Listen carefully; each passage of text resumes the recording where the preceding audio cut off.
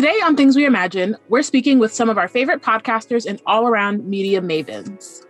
Follow along for a peek into the minds of BGC's Robyn Jordan, fresh off of the Wizard Team retirement, Nerd Network host working on a newly inked scripted series, For All Nerds' Tatiana King, and Constance Gibbs, half of BGC's dynamic The Nerds Are Typing duo.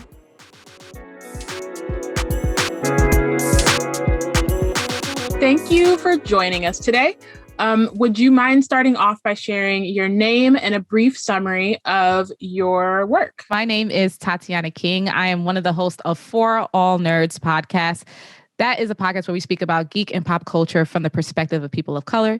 We have several other shows under that umbrella. But with that, I am joined by my co-host, DJ Ben Hameen, and sometimes even you, Portia. And we talk, as I mentioned, about everything within the different realms of fandom. So we have Views from the 616 podcast, which is all about Marvel. We talk about, obviously, comics, gaming, TV, film. And we talk about that from the perspective of the Black people. And other people within this realm, and then people who are sometimes marginalized.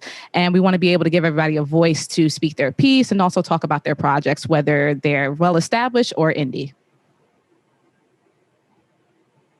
I'm Robyn. I am co-founder of Black Girls Create. I am co-host of the Wizard Team podcast, as well as our Doctor Who episode recap podcast, Tarbis, which is currently on hiatus, and hopefully we will care about Doctor Who again before the next season, but who knows?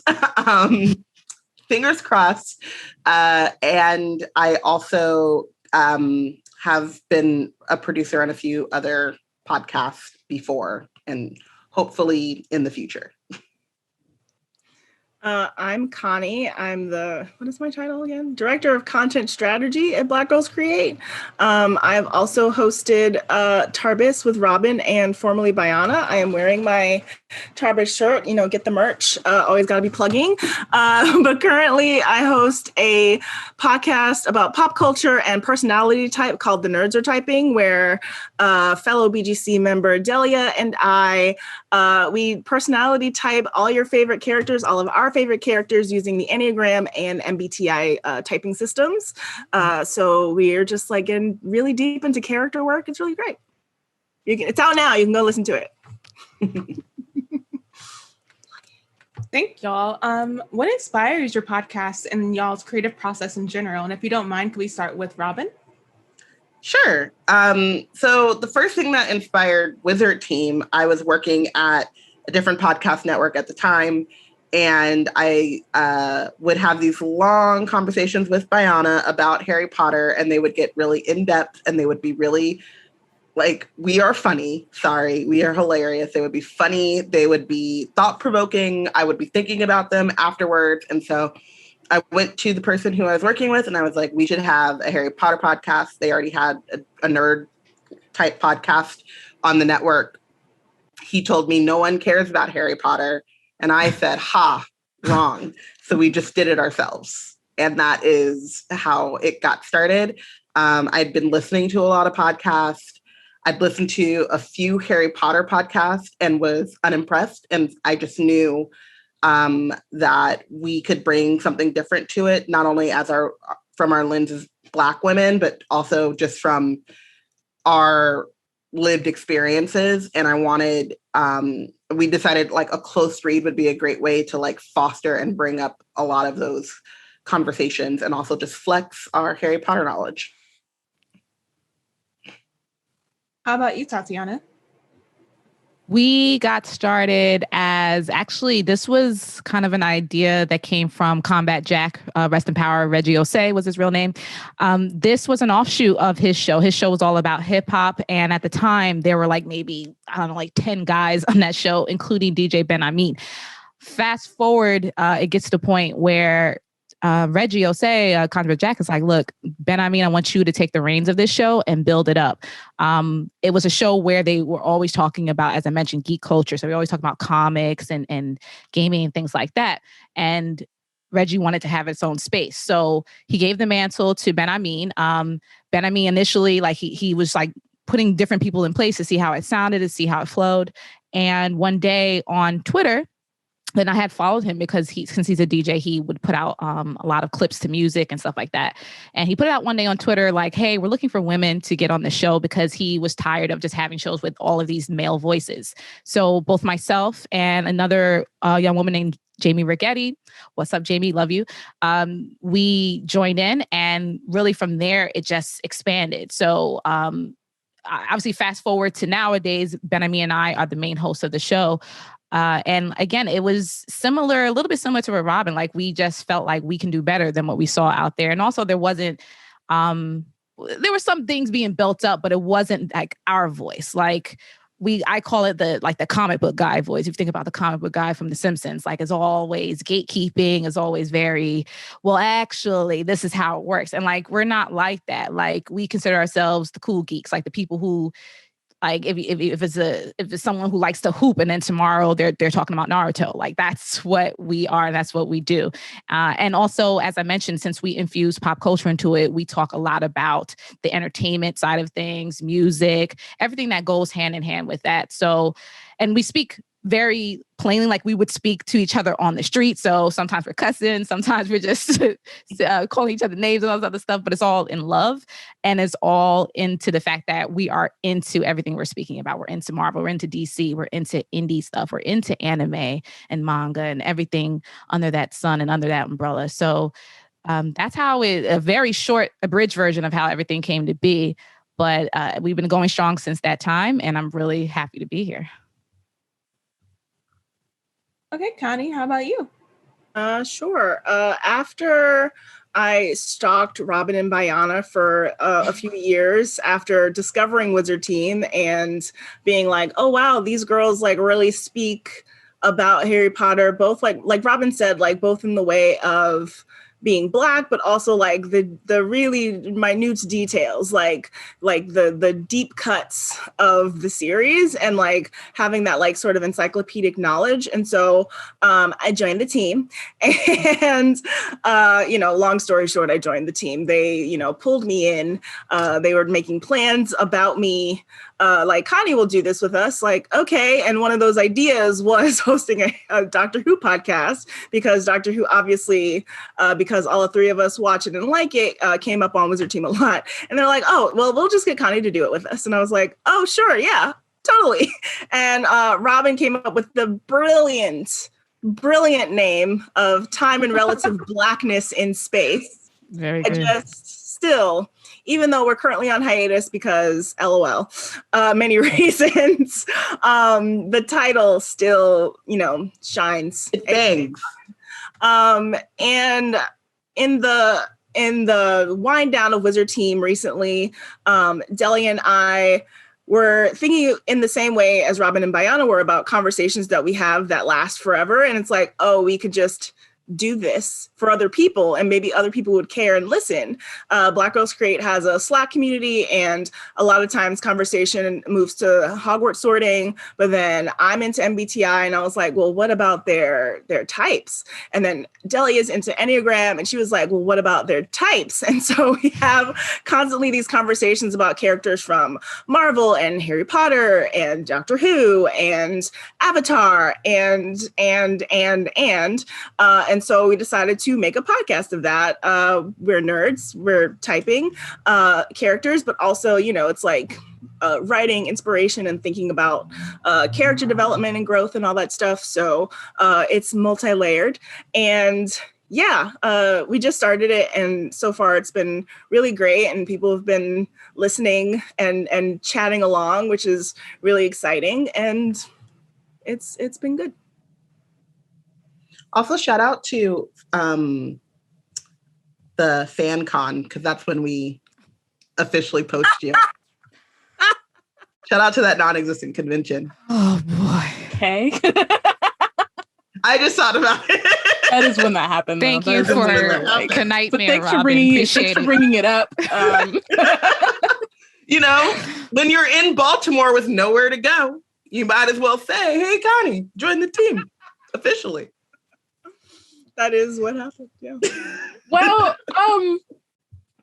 no, I'm like it's not really going off of that, but as creators, as creators, we sometimes have a moment with our work that we're particularly proud of. Starting with Tatiana, can you let us know one piece of yours that you love particularly because of what it took to make it? So I have two answers. The first, y'all might take as a cop-out answer, but it is what it is. This is how I feel every time I do the podcast, because it takes a lot. Like yes, you can say that we already have everything down. Like we have our formula, we know what we're talking about, we have our methods.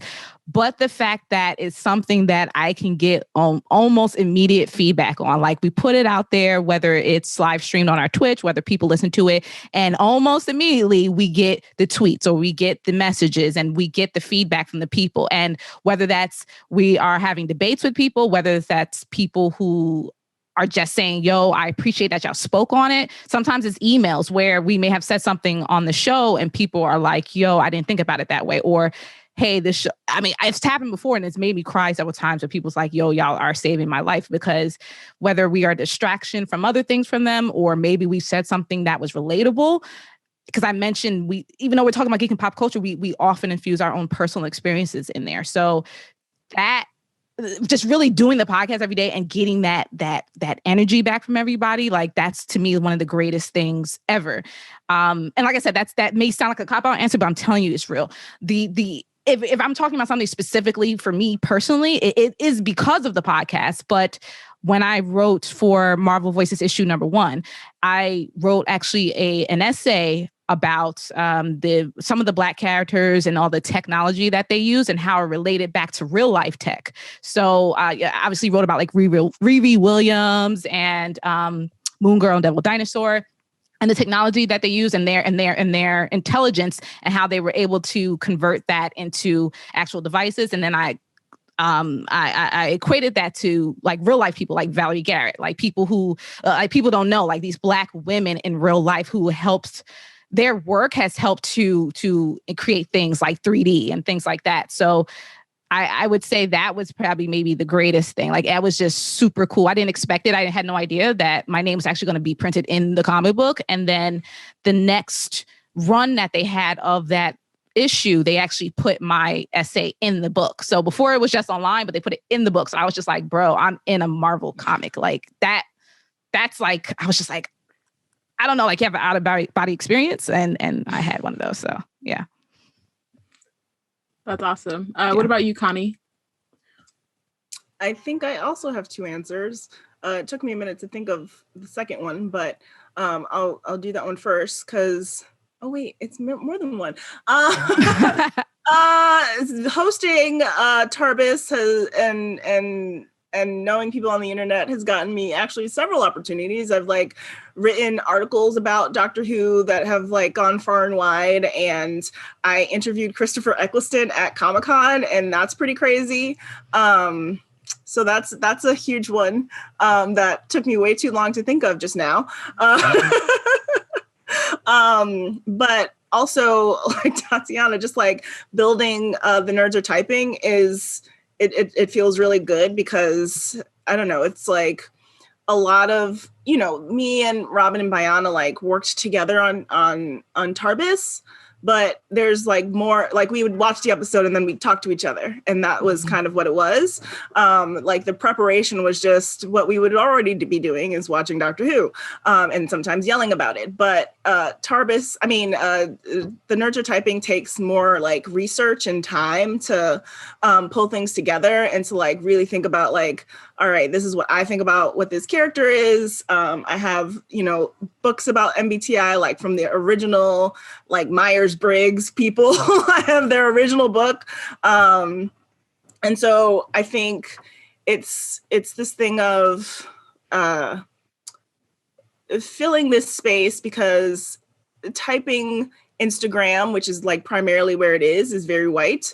And there are a few other like Black Enneagram accounts and like MBTI, people who are into MBTI, but there aren't that many. So it's like filling this spot where hopefully people are like, oh, I'm into that and I'm into pop culture. Hopefully they'll come along on this journey with us as we, talk about many, many old things, new things that are coming up, and try to like mix it all together and really think about character. I really just like thinking about writing and character and and story and storytelling. So that is also a big part of why it's really fun to do it. So those are my two. And Robyn. I'm a community manager by trade. So the community that we built, and that it's still going, and like a lot of it came from Wizard Team, but it is morphed and grown. Like even when we started Wizard Team, we were Black Girls Nerd Out, and we were just gonna, write and talk about fandom and the things that we love. And now we're Black Girls Create, and we are pushing people to create their own things. And so I would say one in particular, which is ongoing thing, is we had an episode where we were reading the chapter in which I almost said bikini, Batilda Bagshot is revealed to actually be the suit of Nagini, and we got a listener who to this day makes these little comics with like this snake popping out of different things. And so for my birthday, she put a picture of JC, my husband from NSYNC. He's right here. He wants to say hello. JC Chazé. And she drew Nagini like around his neck as like a happy birthday. And it's hilarious every time it pops up. It's now going on like 3 years of just random drawings, and like they've gotten a lot better. Like her skill set has gotten a lot better too, just from these like crude like Microsoft Paint drawings to now. We had someone take a portion of one of our episodes and turn it into like a little cartoon, and it was like brilliant. We've had people email us and say that they were inspired to create other things, or they're inspired to do things. We have people in our community now that are starting podcasts, that are starting blogs, that are doing TikToks and stuff like that. And so I think there's that saying about you not able to like, in order to like dream of something, you have to see it done in action. And I think that is one of the really great things about our podcast, but like just podcasts in general. It's like, I see For All Nerds and I know like I can do that. Like, let me find the thing that I want to say and I can do that. And it's accessible because I went to school to work in film, and film is not accessible. Like, to get started in film, you have to come from privilege in a lot of ways. And some of that they're fixing, but a lot of that is just how it is. And you don't learn about that in college, right? I went to school and they taught me how to use cameras and they taught me production techniques. And no one said, also, when you graduate, you're going to have to work for $0 and go to all of these like networking events and talk to people you don't know and ask strangers for money. If they would have said that my freshman year, I'd have been like, cool, what else could I do? I'm not doing that, right? So with podcasting, it gives me, I get to like work that production muscle, but it's also accessible. I can do it in my house where I feel comfortable. I can lean in and like talk about my mental health struggles and not worry that someone's not going to want to fund my next podcast because they don't think I'm reliable or whatever. It's like, I can do it, and I have this measure of control. And also in my doing it, in Tatiana's doing it, in Connie's doing it, other people can see themselves doing it as well. And so I think that like that building of community, that building of aspiration and inspiration is like my favorite thing. So it's not one moment, it's flowery. It's the experience. It captures the African-American experience. So oh no. Exactly. Word to Zemo. So as Robyn was saying, like it was her and Bayana like starting Wizard Team. Like I was never gonna start a podcast. I was never gonna, I was thinking I sort every character. I sort characters in the Bible. That's how deeply I think about this, but I was never going to start a podcast about it. And so, their inspiration was my inspiration. And like Robyn saying, like my inspiration is someone else's inspiration in the future, hopefully. So it's all like the big circle of life. The circle of creation.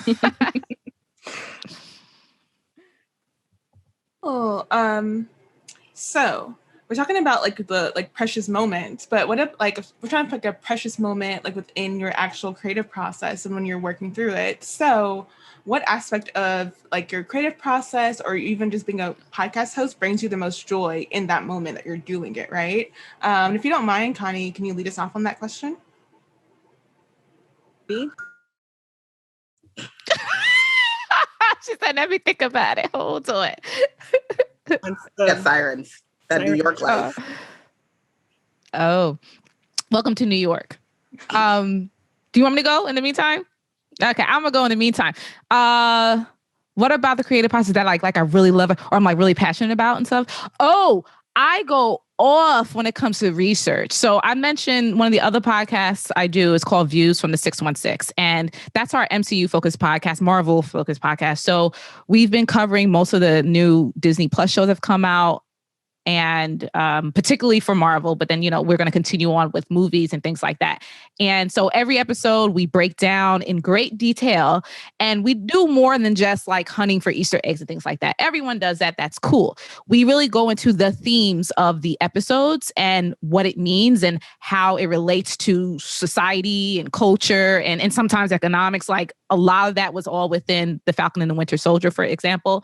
And also being Black, we have a very unique perspective, a very seasoned perspective, I like to say. So that part of things, like when I can, and I guess it's the type A personality, the Capricorn or some combination thereof is coming out, where like building out the outline and doing like, besides watching the show like 3, 4 times, and pausing it at like every other frame, doing a lot of research, like reading old comics and going online and be like, that sound, that 10-second clip of music, that it relates to something else. Like, as you can see, I'm sounding like Charlie from, Sunny in Philadelphia right now. Like I'm doing all of the like pointing the stuff and doing the lines like on the board. Like it riles me up in a great way. Like it makes me really excited and really, really interested in it because it helps me dig deeper into the content. And also I love saying, hey, did you know that this is happening? And like 2 people are like, I care, but it doesn't matter because I care. So that's what I love. I love the research part of it and really getting into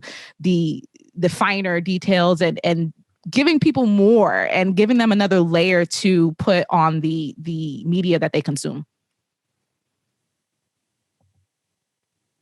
I think for me, it's the talking part. I feel like anytime I was on Wizard Team, whenever we do Tarbis, whenever I do the Nerds Are Typing, it's like literally like I could feel terrible or be unprepared and I could still show up and say things that I think are smart and worthwhile. But the Hufflepuff, INFJ, Enneagram 9 in me is like, and it's with my friends, which is very corny to say, but like they all live very far away. So it's the like main time that I get to hang out with them. And so it really is like me talking to my friends about things we'd already be nerding out about.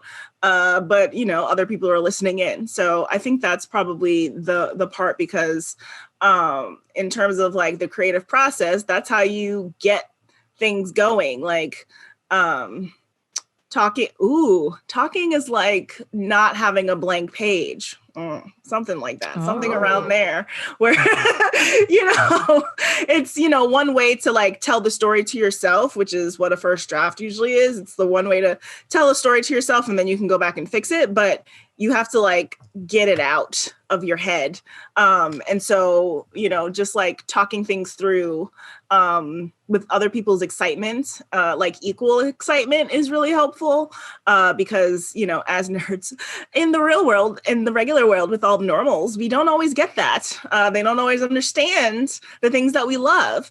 And so I think that helps the creative process as well, just like being comfortable and safe and knowing that like, even if your friend or your podcast host isn't into the same thing as you are, like you will definitely like be able to still like be able to like geek out about it without feeling like, oh, I have to like hide this part of myself. And I think that's a major part of creation in general, is like feeling safe. Mm-hmm.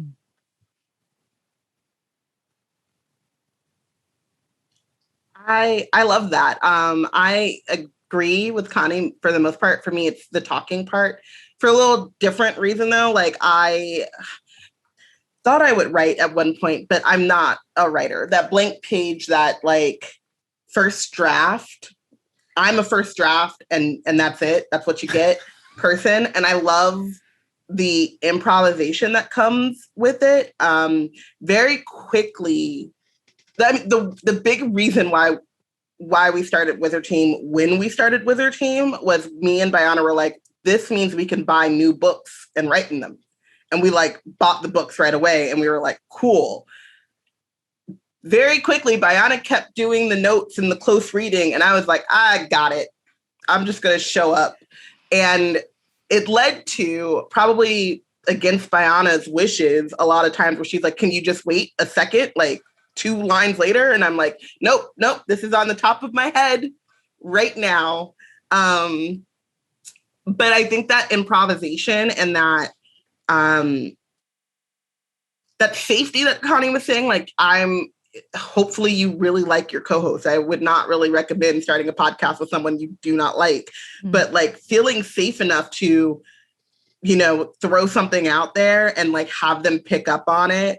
Connie and I during Tarbis, with like the last season of Tarbis, you could just hear us being like, we're just here for Sasha. Like, we're just like, there for the master. That was we're just there. We're just here for the pretty man. And like, knowing that, like, I can, you know, say that, like, I don't care. I'm not going back into the annals of Doctor Who history, but he's very pretty. Like, I think that safety of being able to just like spur of the moment be like, well, actually, this is what I want to talk about. Or you know, you said this thing and that brings this thing to mind. It really is like it's like a dance, but it's also very surprising. And I think one of the things that I miss about a weekly show, even though it was difficult and a lot and definitely need to take breaks, but like I could count on that, you know, like there were some like rough times in my own personal life, but like I could count on, I'm going to get to spend an hour and a half at least with one of my favorite people in the world and talking about one of my favorite things to talk about. And I don't have to think about everything else that's happening in the background. Right. So I think that like that safety, but that safety leading to improvisation and kind of lightning in a bottle type moments is my favorite thing. Yeah, that last season of Tarbis was rough. Increasingly every episode, we would not know what's going on the show. And so we'd have to like come up with things to talk about. And a lot of times it was like, well, have you seen Sasha Dewan? Because I have no idea what's happening in the plot. And we were on the same page with that most of the time. And yeah, it was a time. It was an interesting time. Yeah. It's really fun because like having worked with like each of you before, like and seeing like behind the scenes, like what's going on in the like what makes the minds tick. What I'm hearing here is like very much correlated with like what I know of you, but also it's interesting like what y'all see is like the big components of like what makes the work that you do like tick for you. What makes it like important and special to you. And And I think a lot of the specialness that like you observe for yourself is what comes off to other people and brings other people in. Like I know that's what drew me into Wizard Team. That's what drew me into For All Nerds, like hearing like these conversations from people who sound like they were being real with each other and being like, oh, like I want to talk to these people. Like they're cool.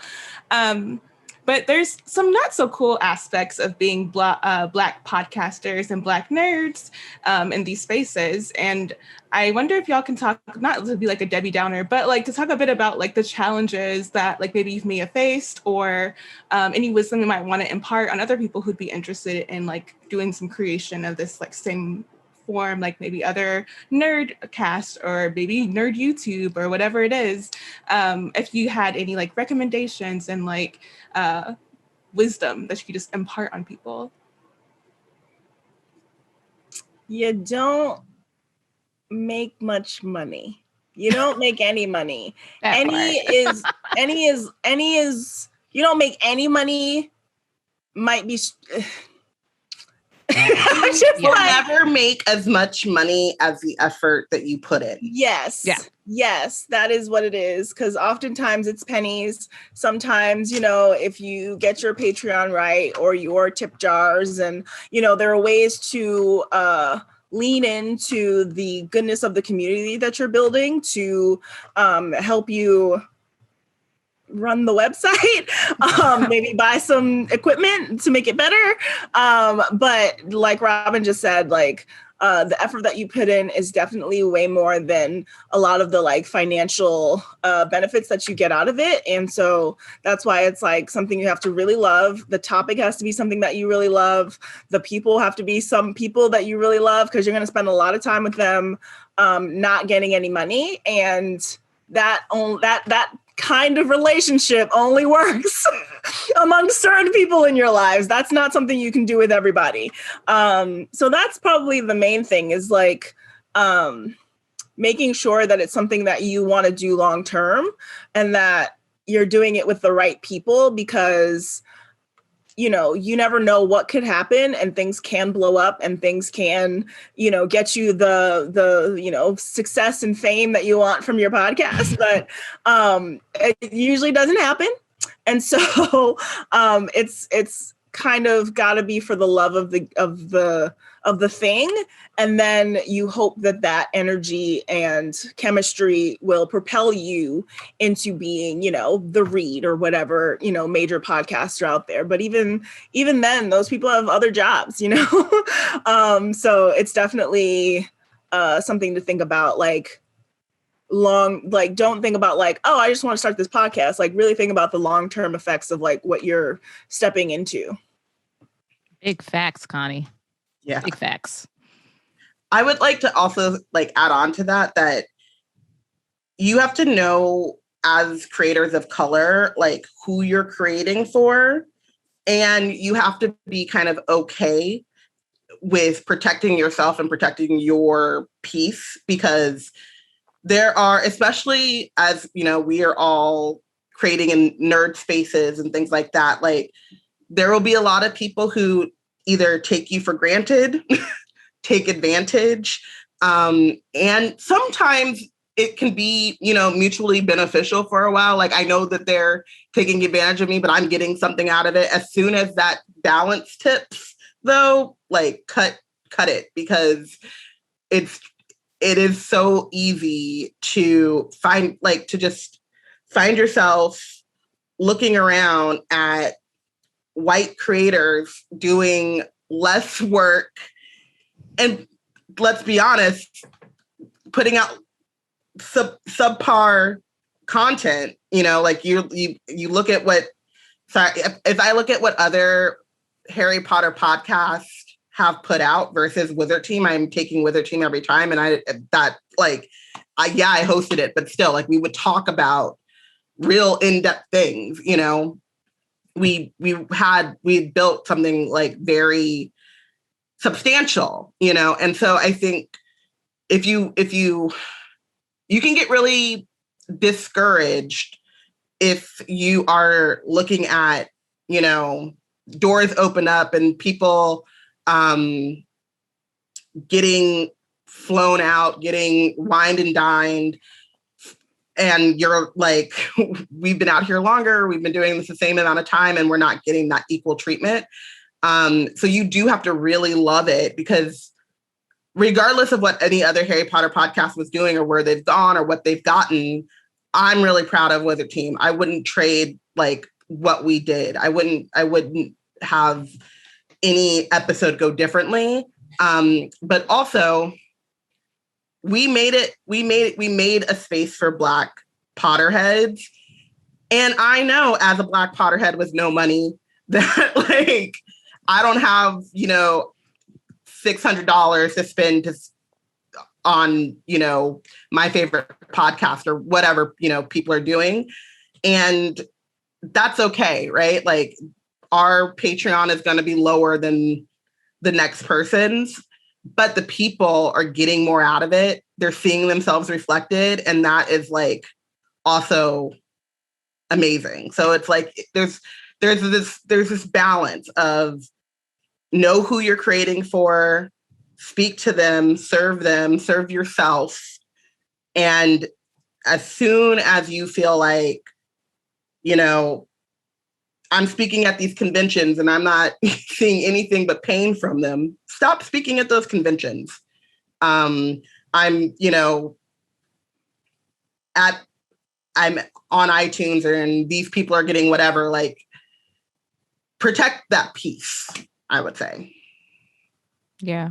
Go tell it on a mountain. Both you and Connie, Robyn, y'all have said everything one of the main things that I've always ever thought of, and what I tell people all the time, like, I even suggest not to, like, if you want to go into this to be rich and famous, don't, because 90% of the time it's not going to happen. That's not saying that it's not possible. I'm just saying that real life, real tea, it's probably not going to happen. It's just, especially when you're in a very specialized lane that we are in, like we're talking about geek and pop culture and stuff like that.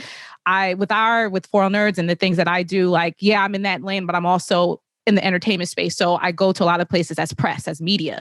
And Connie knows about that. Like, she's been with us as press at Comic-Con. And the thing about it, and as far as what my like contribution to this question would be, is really learn to finesse. And if you don't know what finesse is or know really how to, learn very, very quickly, because that's going to be your best friend in everything you do. A lot of people, for example, see us at For All Nerds and like, oh, y'all out cheer, y'all got together, y'all have all this access.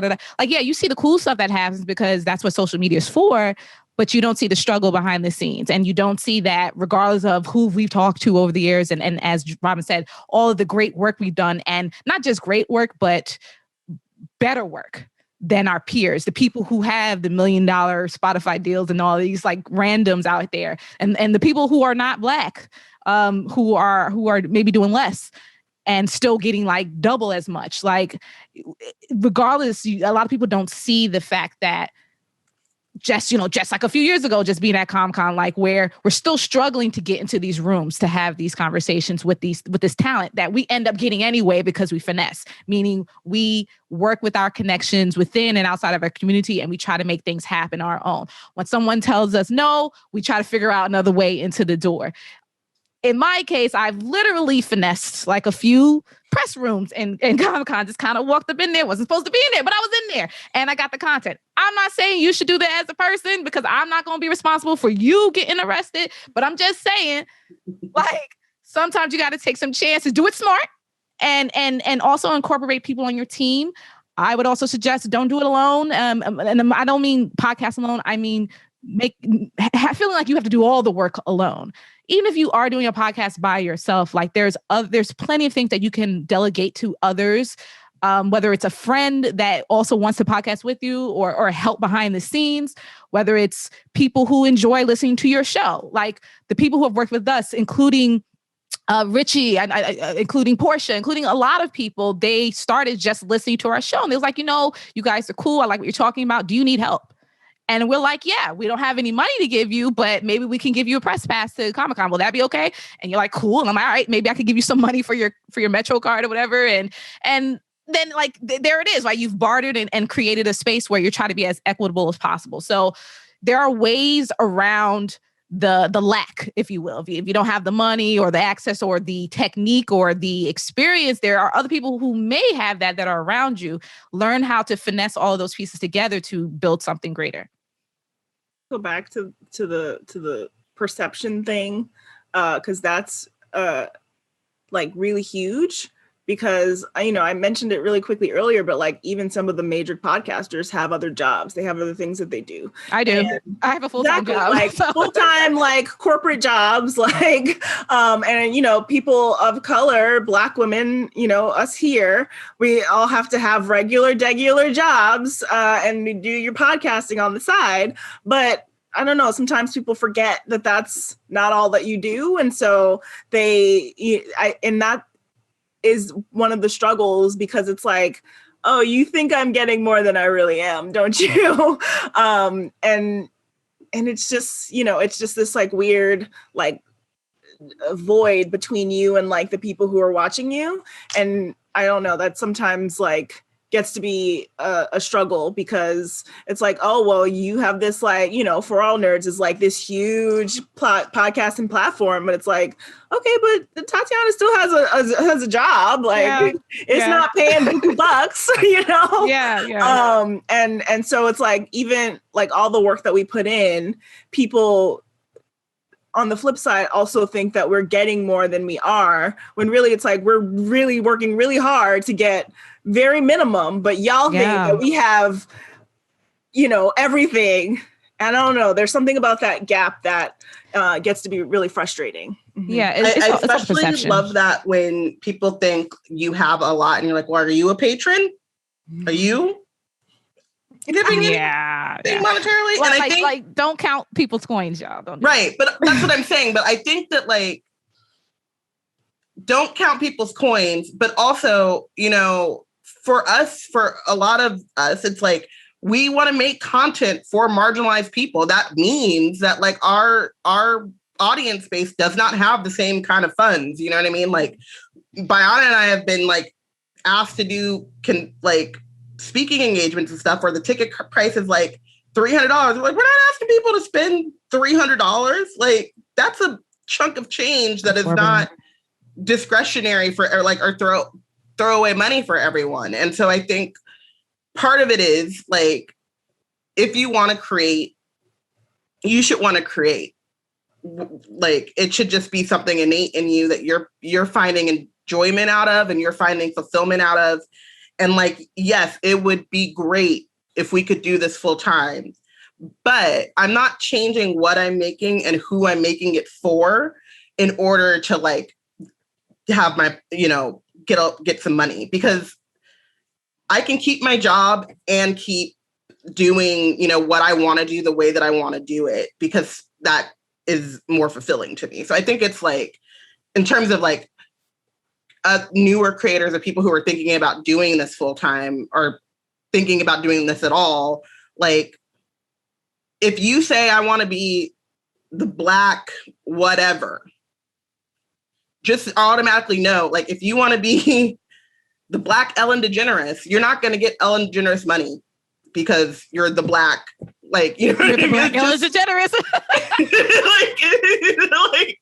it just is what it is, and that's fine. Like, for me, like, I wouldn't have it any other way. Do you know how funny Black people are? Do you know how many good times that I've had because we are the Black Harry Potter people? Like, do you know how much, like, Comic-Con, we have like the Nerds of Color meetup. Do you know how many laughs and people I've met and like that kind of stuff? And like, yeah, sometimes I'd be there like, I got $3 and these 4 sandwiches that my mom made me. But like, not the sandwiches from mom. My mom can cook though, okay? So I'm okay. I'm doing fine. I experienced it. She right. So, but it's like, just know that and be okay with that. And also feel confident to push back when people come at you funny about it. Oh yeah. Yeah. I feel like that's like one of like a very, very real like place to we just came from there. We're talking about, and I want to talk about like, because we all are really, we're nerds, right? So we're really into like these fantasy spaces and these fantasy worlds. So I kind of want to talk a bit about like, what about like the projects that you've been working on? Like, it's hard enough, like imagining stuff. I'm thinking about like Tarbis, which again, I don't go to Doctor Who, so I'm not even going to play like I know anything. But I do like remember seeing these conversations about like, and you know, Harry Potter did go there, or did go there, that like the whiteness of those spaces get really hard to like actually like be and like have critique and not feel away. And then at the same time, like on For All Nerds, like you're diving into Marvel, you're diving into DC, you're diving into all these like very like The Boys, like itself is like its whole thing, right? And then you get to work on a Black property, like we did for Lovecraft Country, and then there's issues with Lovecraft Country whenever there's Black creators on it, right? So I want to dive a little bit into like, what about whenever, like, you know, there's these tough subject matter that you're working within these fantasy worlds that are supposed to be fantasy and are just full fantasy for some people who can just look at it and be like, oh, this is fine, I can take it as face value. Can you talk about like what aspects of like diving into fantasy and like being Black in fantasy keeps you going, even whenever you're like talking about these properties that are like, can be kind of like hard and like bring a lot of like trauma or turmoil into like your enjoyment of it? Like, what is the joy of fantasy when it can be a lot? Who looks the most prepared? I can go. I can take this. I think there's two things, right? Like sometimes, and you know, Black Girls Create, we practice critical fandom. Sometimes there are things that you just should not wade into. I love Star Trek. I started getting into Star Trek after we started Wizard Team and stuff like that. I will live tweet me watching Star Trek. No one else on the team is a Trekkie, which is like, to me, a shame, but also a good thing. Sad. Because I can keep that, right? Like it's just the thing that I nerd out about. And like I might have some like, you know, smart critique or something about that, but I can like either I'll write about it or I'll come into the community and all caps about it. But I'm not going to, and we learned this with Doctor Who, like I'm not going to make it a part of like my brand and my job, because I need to be able to unplug and not, I also need to be able to turn it off. Like I need, like if some, you know, Gene Roddenberry, there's issues, especially with like Trek and like how they deal with women. And all of a sudden the one counselor, she got on a skin tight jumpsuit. Why? And nobody else does. It's fine. We could talk about that, or I could just give them a side eye and keep watching mindlessly. And I think like you have to, again, protect your peace, but like you have to like know what things you're willing to pick apart and also open yourself up for. Like I am not going to discuss I'm not going to engage in debate with you about like the racist parts of Doctor Who.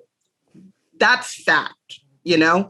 They didn't need to shoot Bill Potts on that show, right? And we're going to talk about it. We're going to talk about the fact that a blue man shot a Black woman and it was awful and horrific and traumatizing. And I'm still traumatized years after. I'm not going to debate that with you though. And so I'm not going to debate my humanity. I'm not going to debate my right to exist. I'm not going to debate my right to have an opinion about these things. So I think it's also just like choosing what you engage in, choosing how you engage, and then also choosing which things you're like, I refuse to engage with. I'm not ever, if I ever come to y'all and be like, we should do something with Star Wars, smack me. Like, no. We're not going, like, no, it's just, it's not worth my energy. You're not going to get anywhere. You're not, the mountain is too high. But Baby I'm not Yoda a mountain is climber. So cute. Like I could do a podcast on the cuteness of Baby Yoda alone. That's fine. You might have to do that by yourself. Right, by myself. Do it by yourself. By yourself. I think it's what Robyn said. It's basically like having boundaries. Like, I think, like Robyn said, there are things that I am more willing to be critical about. And there are times where I'm like, I don't care. Like, people had issues with WandaVision and they had issues with Captain Black. All them, Connie girl, all them. Falcon and the Winter Soldier. There are absolutely issues. I agree with them. I ain't talking about them right now. I don't have the bandwidth to, take that on and take that in. And so I'm like, Sam and Bucky are great. That's it. That's all I got. All of the points that people are making about, for instance, Falcon and Winter Soldier, like the issues on race, despite having Black showrunners and all these other things. They're not wrong. I am just not partaking. Mm-hmm. And I think that's important because I've seen what happens to other people who dive into every fandom. And I'm curious if Tatiana experiences this, where people will tag you into things and you're like, well, do I now have to care? And if I don't care, what are people going to say about that? And so I'm trying to balance that line of not being the one that people want to tag in. I've successful so far, mostly, but I've written articles about Doctor Who, very publicly criticizing, things about the show. And there have been lots of people who have been like, oh, well, that doesn't make any sense. You're being really sensitive. Oh, the police box, that doesn't mean anything. And it's okay, but it says the word police on it and I'm Black. So in the real world, I think I might have a bit of a problem with it. I probably wouldn't just run into the Doctor's TARDIS, but white people are like, you're just being so sensitive. No, I love the TARDIS. I have a poster of the TARDIS. Our t-shirt is themed on the TARDIS. I have a TARDIS on my desk, but it still says police on it. So I just thought that there might be, something worth discussing with that, but I can't. Like Robyn said, I can't, I don't really debate people. And I think, then maybe fewer people tag me into things because it's oh, well, she's not going to say anything. I'll state my opinion in maybe a thread or an article or whatever. And then I'm trying to move on. It might still upset me. The thing with Bill still upsets me. And I may write about it again someday. But I've moved on from that. And, it's about, setting boundaries on what you'll engage with, what you'll be publicly critical about, what you will be, what you, like Robyn said, what you'll keep to yourself, so that you can still enjoy things, because everything is problematic. Everything has something that you're going to be oh, I'm going to pull this apart. And some of it is very egregious and is symptomatic of larger problems in literally all of society. It becomes so big that it's you are either gonna step into the shallow pool or you're gonna drown in all the wrongness that is in nearly every work, even by marginalized creators. So you have to pick your battles, basically, because I can't do it for everything. Everything that I watch, I will watch everything critically, but I can't expend energy on all of it. So that's how I sort of keep my peace. Sam and Bucky, they were just so great. Bucky was just flirting with Sarah. That's so cute. That's all I got. Sometimes it's that's all I got. I want to also add, when you mentioned about things from creators of color, if you have the bandwidth, again, but we always say, being Black is not a monolith. There are experiences, there are parts of the Black experience that I can't relate to because I didn't have that. Or, I have privileges in a lot of ways. I'm on the lighter end of the paper bag test. I come from a very loving, insular, traditional family. I have, at all points in my life, I have family that I know I can rely on no matter what. So if someone tries to tag me in and be well, is this I'm I don't know, man. Maybe someone lives like that. And I think that you have to also I will never let Lena Waithe know peace. But, you know, if you like her, cool, right? But I'm not going to not criticize her because she's a Black creator. I want our art to do better, right? So like, I want certain things, but I also know that there are other parts that I can't speak on. And so it is also a matter of knowing your lane, knowing what you can and can't speak on, as well as protecting your peace. Like there are certain things, it's just like, I'm not helping this conversation in any way because I have nothing to bring to research. It's like some people want to just have an opinion about everything. We're kind of off topic at this point, but it was just coming to mind. But like people want to have an opinion about, and it's kind of the problem with white podcasters. So, you know, I'm bringing it back around where it's like, oh, you want to have an opinion on everything, but you don't have one. So like you have to make something up and you have to like grasp for straws and you don't do your research and you don't do your, you know, due diligence. And, you know, I feel like that is often a problem in this space because people just be talking. Well, first and foremost, I want to come at Robyn. Hey, yo, Robyn, don't ever disrespect Deanna Troy's drip, okay? She had the Serena Williams cat suit and she had the crown. That was my girl. No, it's if fine. she wanted that, cool. I don't think she wanted that, but she looked cute. But that was not Federation approved, okay? How she walking around there? No. I'm just playing with you. Like, I don't care what you say about that. That's fine. But I mean, just to, I guess, bring it all home. Yeah, Connie, people tag me and shit all the time. Excuse me, tag me and stuff all the time that I don't care about. And I do exactly as you mentioned. I pick and choose my battles. And when it comes to fantasy and that sci-fi and that realm of what we cover and stuff like that, and again, bring it all home, we just choose wisely and also choose within the realm of what we're ready to speak about, what we're ready to get our opinion on. Like I mentioned, we cover all of the Marvel shows and stuff like Mandalorian and all this other stuff. And we know this can be coming from toxic fandoms and fandoms of people who say the wildest, weirdest stuff. And you have to deal with that. But it's like, are you prepared to deal with that? I myself personally, I like the smoke. I like having that old back and forth and all that other stuff. And however, comma, period, if, I know that's not even a real sentence, comma, if it's something where it's like, look, I'm not going to engage, then I choose not to engage. It's the reason why I won't watch them. So there it is. She said it. Deanna Troy drip. I love Deanna Troy. I love her. You ain't getting good arguments for me about Deanna Troy.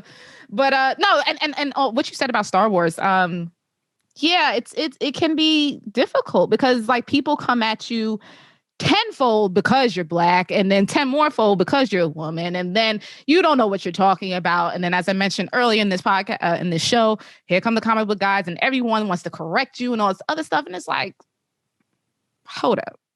I don't care. I don't care.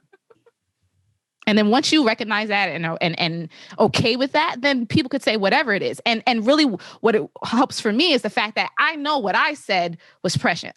I said what I said. I told you earlier, I like to do my research. I like to do all this stuff. If it's something that I have no clue what it's about, I keep my mouth shut. Because guess what? I don't want to go into it. I don't want to be the clown talking about stuff that I have no idea and then clearly get corrected or served the next moment. Like, girl, that's not what that is. Like, if you don't know what it is, you don't know. You don't have to speak about it. And as Connie mentioned before, you probably don't really have an opinion. You just want to hear your voice, hear your own voice to talk for no reason. So be wise about what you're doing. Do things that make sense to you. And you don't necessarily have to jump into every single conversation or you don't have to cover every single thing. Yeah. So we've talked about the challenges, but the Things We Imagine series is also about making fantasy recommendations to people across genres and mediums. So would y'all be down to share 3 of your favorite fantasy albums, books, TV shows, films, whatever, with our audience? 3 things that are either like that are inspiring you, that are just like, you know, something you have on the background to help you keep going. maybe any books that y'all are using. I know Connie was talking, like, where Connie and Tatiana were both talking about research and stuff. And within fantasy. Yes.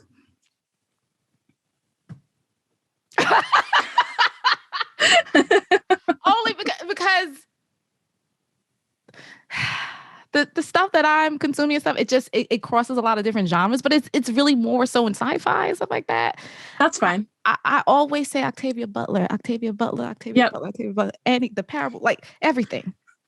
Read the grandmother, the mother, the great grandmother, that like the icon, the legendary, like anything Octavia Butler has written. Read that, because I guarantee you, half the shit you watch and listening to right now is inspired by that in some way, shape, or form. Because it's so much as what she's done has trickled down to other creators, and creators that won't even give her the credit. But of your favorite stuff, some of your favorite fandom takes concepts from her. So I always just say, number one, Octavia Butler. As far as like other fantasy stuff, I'm a pass the mic and let me think about it.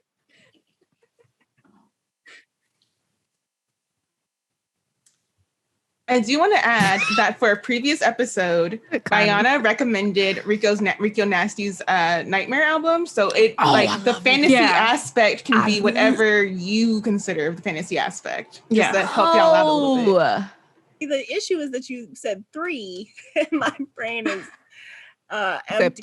So I've currently got, I came up with 2, and maybe I'll think of a third as we keep talking. But, and this is top of mind because she was cast in Knives Out, but Janelle Monáe's discography is all very like future fantastical sci-fi. Mm-hmm. And even though she has moved on from this world and the story that she was telling, I am still in Metropolis in the year 2535 or whatever the year was.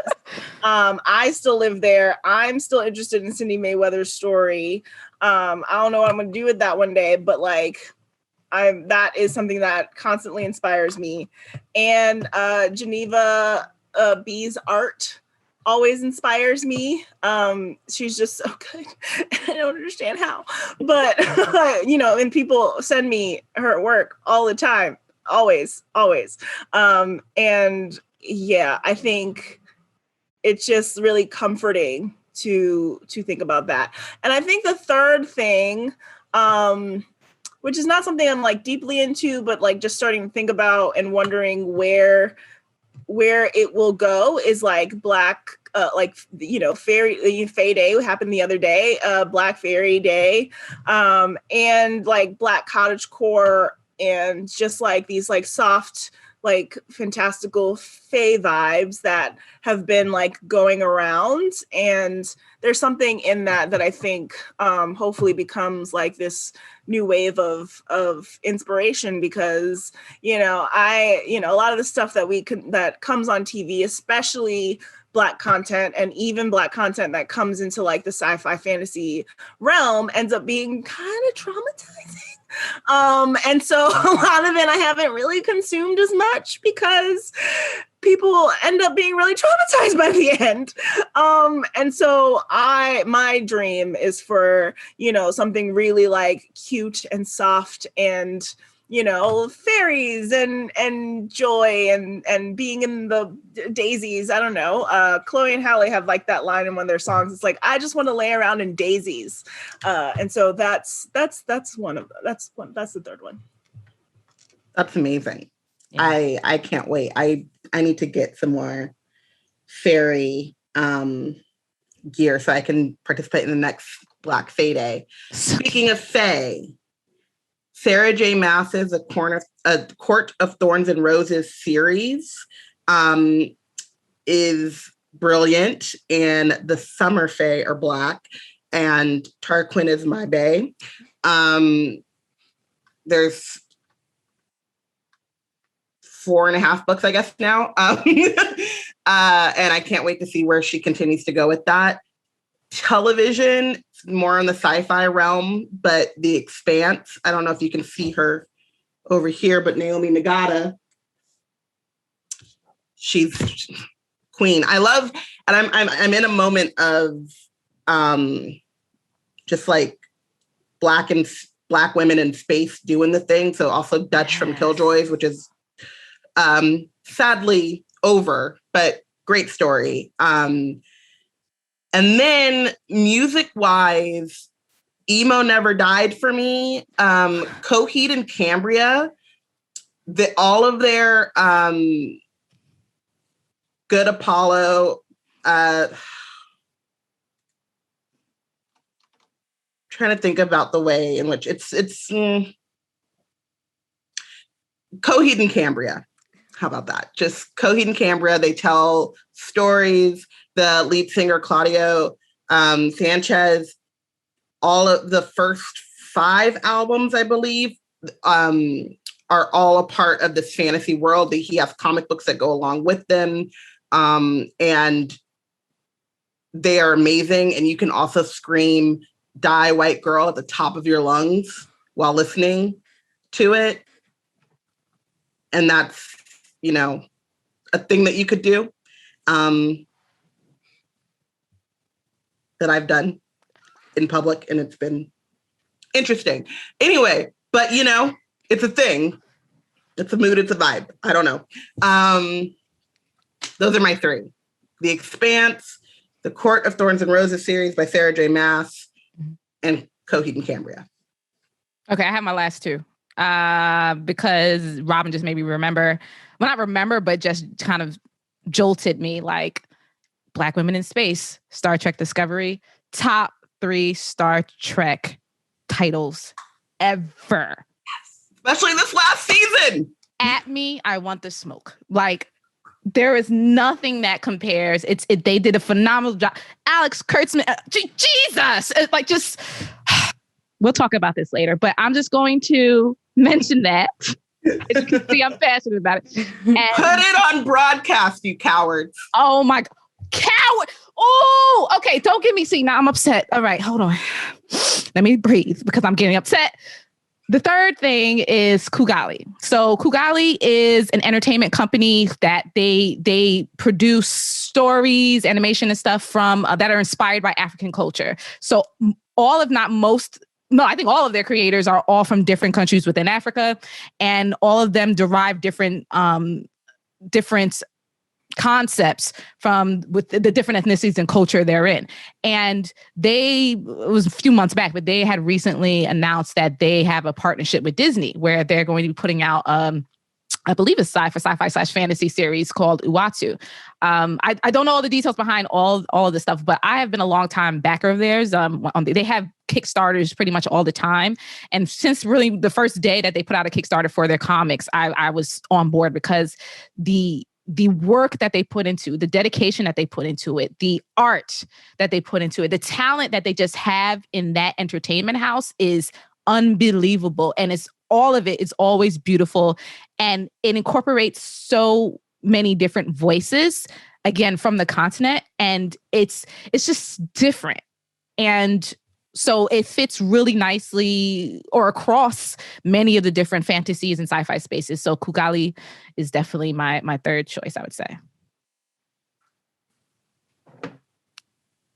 Ooh, this is like, in case y'all are watching this episode and y'all aren't getting it yet, this is it. This is the team you need to be like tuned into. They will give you all the recs. They know all the things and all the different realms. Like, do you want the softcore stuff? We got you. You want space? We got you. You want tech? We got, like, all the things are right here. So don't play. Like, this is the space to listen to when you want to hear about stuff you may not know this stuff offhand. We don't expect you to. Just come listen to the people. We got you. Love it so much. Okay. Thank you all for joining us today and sharing all this information and being your awesome selves and giving us all this information about how people can like live and like be part of the space and create their own things. If you wouldn't mind, would you please share what you've got going on, what's coming up? If you can, tell us about what's coming up, because I know some of y'all got some secret things going on. If you can just share, Tatiana, don't play like you don't got no secrets.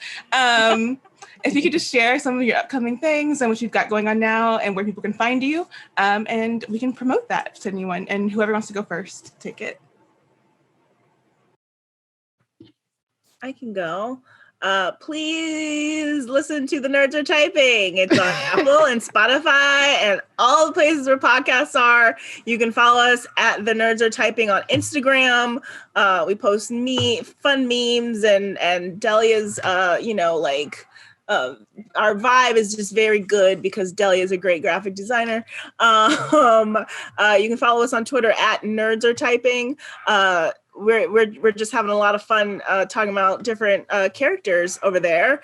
You can find me at Constar24 most places, and also blackgirlscreate.org. That was it right here. Yeah, I think you did good. I don't know when this is coming out, but I'm going to throw it out anyway. In October, we are doing Kumbha Kickback. So there are a lot of cool things that we've been knocking around, and hopefully we'll get to do them. June, we're doing a one-day Juneteenth cinema celebration in which we will be watching The Wiz and then talking about The Wiz and talking about Black film. And I'm super excited about that because film is my first love. And you can find me on the internet, Robyn with a Y, _rambles. And mostly right now, I've been taking pictures of my dog, who's the cutest, and baking. I've been doing a lot of baking, which is creating, so that's fine.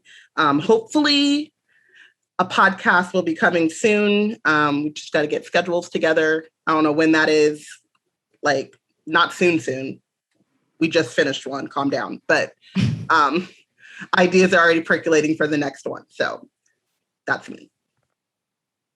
And I'm Tatiana King. One of the hosts of For All Nerds, FORALLNERDS. That's FAN for short, the Fan Show. We are on every platform imaginable except for like Tidal, and that's not our fault. So I would definitely please encourage everyone to listen to our show. As I mentioned, we also have views from the 616, which is our Marvel focused podcast. Make sure that you are following or subscribed or whatever the button says for you. Please do that. Also, we are on Twitch. We do live streaming of gaming. And of course, we live stream our shows themselves, twitch.tv/forallnerds. We also have an amazing Patreon family. And without them, I wouldn't have all this cool stuff like this mic and all sorts of amazing opportunities. So patreon.com/forallnerds. I appreciate you and appreciate anyone who wants to hit that up. And yeah, as I mentioned, my name is Tatiana King, TatianaKing, and that is my @ on the Twitters and the Instagrams. So if you want to trade some thought pictures on Instagram, I'm here for you. If you want to talk about technology and Bitcoins and all sorts of stuff, let's do it on the Twitters. The Duchess of Tech. She is the Duchess of Tech. I am the Grand Duchess of Tech, ma'am. I need you to explain Bitcoin to me because at my job... You asking the wrong person. I just said Bitcoin, but I don't want to explain it. my job is like really big into the cryptocurrency, and my standard line is that is not my department. I'll sidebar with you. But don't nobody else ask me. I don't want to talk about it. But yeah, NFTs. Can you explain NFTs? Those are also really big. Unfortunately, I can, but do I want to? Is the question. But yeah, so that I talk about tech. I talk about science and geek stuff. Almost cursed again, but geek stuff. But I also talk about anything in entertainment and everything surrounding that. So it's fun to me. I appreciate it. I'm clearly a Howard stan. I went to Howard University, HU, and again, fashion. Yeah. And I love fashion. That's why I'm like, if you want to talk about like thotting around and buying purses, let's, Telfar purses, let's do it. So that's where I am. That's where I'm about. Please definitely listen to For All Nerds. And thank you, Bayana. Thank you, Portia. Really appreciate y'all inviting me. Thank you, Robyn and Connie, for being cool as hell. Thank you, Richie, who's hidden in the background, but I see you and all that stuff. I love this. We have to do these things more often. Yeah. But yeah, Robyn, if you really want to know about that, I don't. Okay. But if you really did, I would tell you, but I just didn't. It's one of those things where like, I feel like I should know. So just so you know, Tatiana, I started at Reddit the same week that Wall Street Bets blew up. And then it was actually really great though, because people were hitting me up and I was like, no. I hear you. I understand. I get it. But no, that's wild. That's when you came in. Yo, what a time to be alive. My God. Yeah. So, and then we have like Dogecoin stuff that people are always asking me about. And I'm like, Connie's like, no. I don't even do money. Doge? You want me to do a Bitcoin? A what? So my people, Lord Jesus. Yeah. Yeah. Well, if anybody actually does in this room wants to know, I'm happy to explain it to you. But don't tell nobody. Oh, go to ask Tatiana. No. If it gets dire though, you might see me slide in the DMs like, all right, Tatiana, I need to know. Oh, I could do that. I could do the man in the chair, you have your ear button and you're like, yo, what's the answer? And I'd be like, oh, you need me to tell you during the meeting live? Okay, yeah. Like I could do that. That's no problem. It's just like, yo, don't be like adding me to your 50 million followers. Like I have nothing to do with them. So no, don't be tagging Tatiana in unless don't be tagging me in. Yes, Connie, these people be tagging me in and I don't give a damn. This is great. I'll see you one day, Tatiana. Huh? In life, remember when we used to see each other in real life? We used to hang out and stuff. Hang out. Sad. In person. Like, what is that? In person. She said in person. Sad. One day we will again. My brother just texted and was like, we can go outside without mask on. And my cousin was like, I'm still wearing a mask. And I said, outside?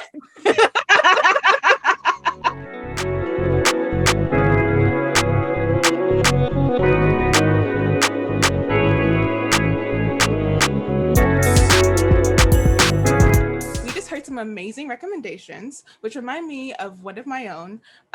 Recently, and you may have seen this on Twitter, we had a whole little Twitter vibe I did see it on Twitter about these are really cool Post-its, which I'm obsessed with. I think I might be getting the team obsessed with them too. Yeah, I haven't gotten any yet, but they're open on a tab on my phone. I love these things. They come from my obsession with Etsy. As you probably can tell, a couple of episodes ago, I recommended a whole journal planner that I got from Etsy. And here I am again, on Etsy, looking for supplies, ooh, what we got? And I saw these Post-its and I was like, I need these Post-its. I don't know what things I'm going to be posting on, but I'm going to need them. Because I feel like it's kind of like an office supply. Whenever you're in the office and you're working with team members, you're going to regularly be using Post-its. Yeah. But most of the time when I use Post-its, I'm doing random stuff like making a little list or whatever on them. Mm-hmm. So it doesn't really feel like I'm really using them. I don't rip them off unless I'm done using the page. But I feel like with these, I have to do something special with them. Maybe I'll use them for my writing. Maybe I'll use them to help me get in the vibe for a story idea, because they're clouds and darkness or whatever. Mm-hmm. So I have some ideas about what I'm gonna do with these Post-its. They're not a waste, but I love them so much that I'm I don't want to overuse them and then not have them, but I also don't want to not use them. I'm in this little nexus of I'm gonna figure this out, but I don't want it to be an everyday thing. Yeah, I have a it's one of those things that I forgot about for a minute. When I stopped working in an office, I forgot how much I am obsessed with Post-its. at the point when I was moving back home, I took all my posts, a lot of the stuff that I had at my old job, I didn't need, I would either throw away or gave away. But I brought all the Post-its with me. And now that's it's been some years now, and I'm only just now starting to run out. And so now I have I think I had bought some for my mom, and in the process of buying her Post-its, I was well, I'm gonna take some of those, but now I'm gonna get the ones that you are recommending as well, because I love them. They just I'm I can never have too many Post-its. And you know what? And while we're talking, I'm how did I get into this little train? This is a separate store. I might put the link them as well. So I'd seen Zoraida, what is her last name? Cordova. I seen Zoraida Cordova on Twitter talking about her using some transparent Post-its to take notes for references for things in books, when she's doing her research. And I was that's perfect. I don't like writing in books. Yeah, sure, I bought it, but I just feel a way about writing in books if I don't have to. And lo and behold, I found some transparent ones. It's not that thick. It's like very thin. But I found some, and they're from a Black-owned shop also on Etsy. So I'm also going to link them. Yeah, but please. This started off my post-it on Etsy search. And I went from this to the nice moon and stars one. Oh my and gosh. now here I am, just like ready for pretty notes and like some research. Oh my goodness. Yeah. And Zoraida Cordova, by the way, has like, for our audience, writes lots of fantasy books, of which you should pick up when you make your way to your local bookstore.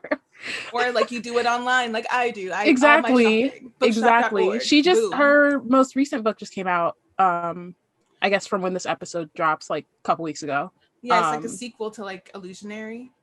Yeah. It's called, it's called Illusionary. It's a sequel to, it's like a duology. Yeah, to the Incendiary. Incendiary. Yeah. So, you can buy that. Also buy these transparent Post-its that I'm about to. Wow.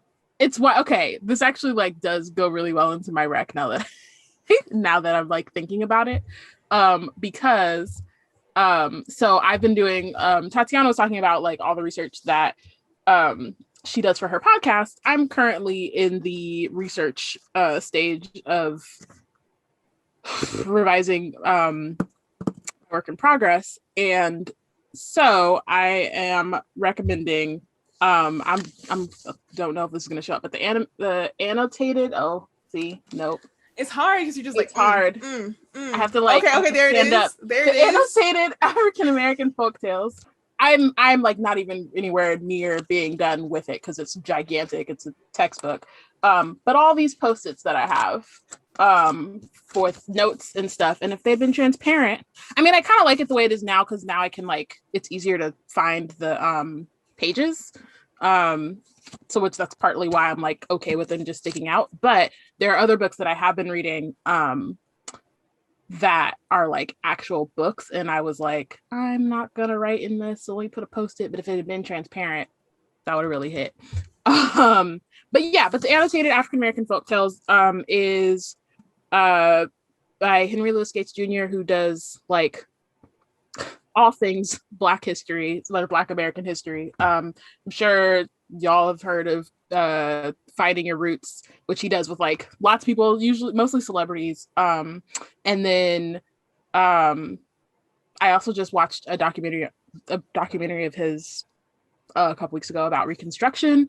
But yeah, so I got this book like 2 years ago for the same project that I'm working on, but it was one of those things where I was like, I should read it for this thing, and then I got it, and then my brain was too caught up in the plot to really do like substantial research.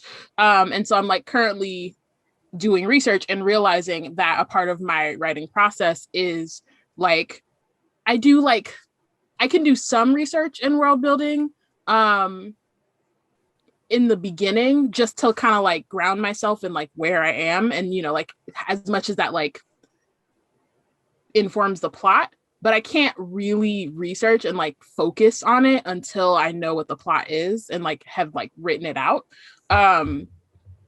Sometimes I get like frustrated, like I was getting frustrated with myself because I was like this idea that you had like 2 years ago and you just ignored it, and now here you go and you have to do all this work. But it's like that just kind of is like what it is, like thinking about it, like that's just what it was going to be regardless. So now after having this book for like 2 years, I'm finally reading it like more closely and taking notes and getting all like trying to get through. I'm not 100% sure I'm going to read the entire thing. I don't know like what all is gonna like be necessary. Yeah. But so far it's been really cool, and it's given me a lot of really cool ideas.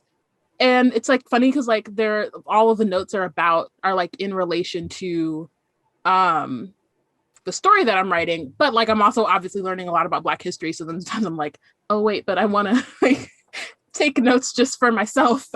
So yeah, it's really dope. It's gigantic, but it has a lot of information and just a lot of really cool stories that like it kind of starts from like stories on the continent and like Africa, and then kind of like traces like how it ended up in the Americas and kind of connects to other places in the diaspora, as well as like stories that are similar. So like stories that are like similar to Cinderella, like you kind of like, there are a lot of like fairy tales and stuff that pop up all over the world but don't have any like real obvious connection to each other, but they're like very similar stories, and then it's like, where did this story come from? So it's like some of that too, like just kind of like thinking through that.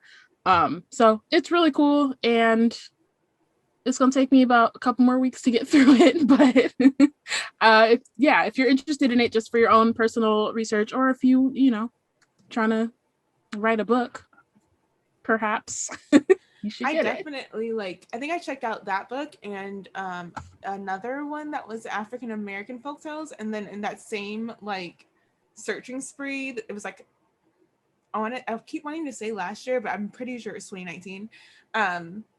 I also got like, I found this Nelson Mandela, like the African folktales that he personally liked or whatever, and I got that book. Did I read it? No, but it's sitting on my shelf, and I have it.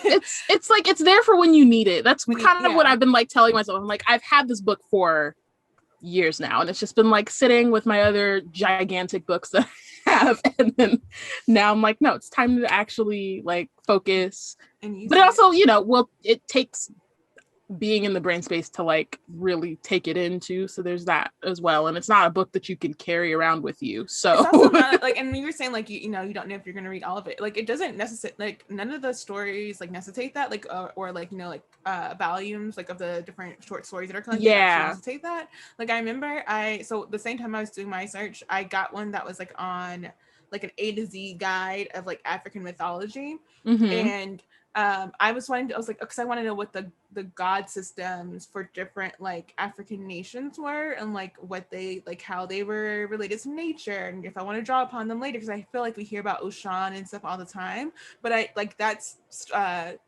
very much like specific countries and like nations like tales. There's so many other versions of like who the sun god is and what that means and how they work, and I wanted to have that like information, and like if I wanted to use it for this story idea that I have.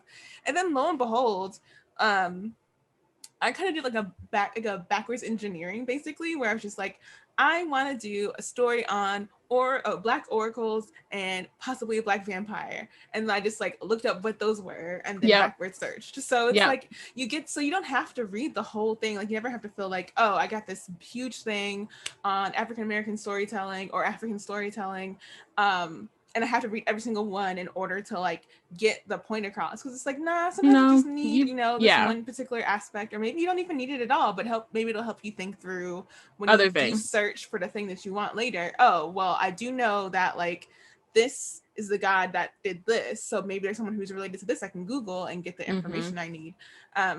So I think I love it. It's funny though, because like there's some stories that are like African American folktales in particular that I'm like, being Southern, it's like, okay, I can hear someone saying something like that. Like, there was one story that was like, it was like talking about how relationships basically, and how like it wasn't even like it wasn't a story, it was literally just like, this is how a man is supposed to approach a woman when he's courting her, versus like and it was told in a very much like that like country, like and these are the rules, but also like watch your back or whatever kind of thing, like don't do this. And it was so like, okay, like this is how I can see like the evolution of language. And so like seeing how the language is formed, just like, oh, I have an idea of like, if I wanted to say something in the past that's Black folk talking, I know what kind of like language format would probably better fit what I'm trying to talk about. So it's not, you may not even get inspiration you think you're going to get inspiration. Exactly. Yeah, it's definitely like, my notes are kind of all over the place. I do have it like slightly color coded, just because it's a lot. I'm pulling from lots of different things. So they're slightly color coded, but there's also little things like, oh, like this could be something that I add to the plot, or like this is actually something that like would be good, like things that might not even make it into the story, honestly, like things that's like, I just should know this, or like I should keep this in mind, and maybe it'll come up later, maybe it won't. and then also just, thinking about that being like, okay, this is how these are their inflections. Am I going to use like certain things or not? And like kind of making more like conscious choices about that. So I'm remembering that I like research. It's really hard. Like, I think generally for me, like it's when it's a lot, it becomes like hard to conceptualize. And so in my head, I'm like, I don't know where to start. I don't know what to really like how to attack the thing that I know I need to do. But once I actually do that, then I'm like, this is great. So I'm in the this is great part where I'm just like, and I'm gonna read this and I'm gonna watch that. And like it's I have the like process set out. So I'm excited to read. I'm gonna get through like at least half of it. There's like parts towards the end that I'm just like not sure will be relevant for this project in particular. I might come back to it later. I'm not sure. But Yeah, and I enjoy that those volumes, like these books, are often heavily indexed. So you're like, oh, I just need to go to this section. And exactly. Read this part. Yeah. Yeah. So I keep like peeking back at the table of contents just to make sure, like, okay, yep, I'm still here. And then we'll see. I love it. You're like, this is as long as I know I'm making progress. Okay, and I can stop here. I don't have to read all 500. Okay. Right. Good. Yeah, because it's like it's huge, and so like I'm definitely keeping track, and also like. There's a lot of sections, and so I'm trying to get through like a section a day. But each section is only like 20 pages. Like it's not actually that much. So it's more manageable than it seems when you get the 2-ton book. But you got it. It's good. Yeah. Well, I think that sums up all of our like fantasy recs for this episode. So thank you so much for everyone for joining us and looking behind the scenes of our podcast and the people that we work with. And if you'd like to join us for more great talks with BIPOC fantasy creators, make sure to hit that subscribe button, follow us on Twitter @thingsweimagine. And we'll see you next time.